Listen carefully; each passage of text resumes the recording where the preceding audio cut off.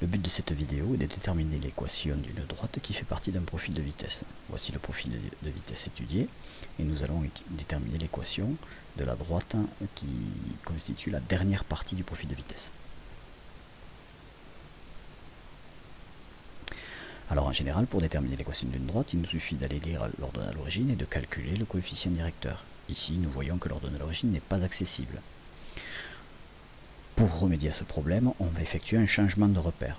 Nous allons décaler l'axe des ordonnées jusqu'à ce que celui-ci intercepte le premier point de la courbe. L'axe en t va devenir l'axe en t'.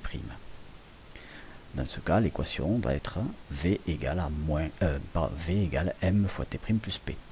L'ordonnée à l'origine p vaut 10 et le coefficient directeur de cette droite, eh bien, lorsqu'on avance de 5 unités sur l'axe des abscisses t', on descend de 10 unités sur l'axe des ordonnées en v.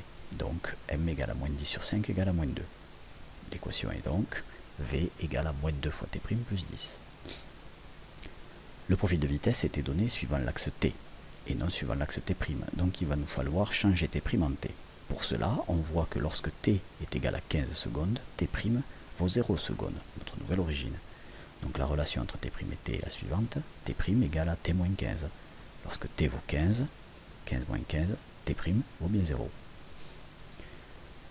Il nous suffit donc de remplacer t' par son expression en fonction de t pour obtenir l'équation v égale à moins 2 fois t moins 15 plus 10 qui constitue l'équation de cette portion de droite du profil de vitesse complet suivant l'axe t.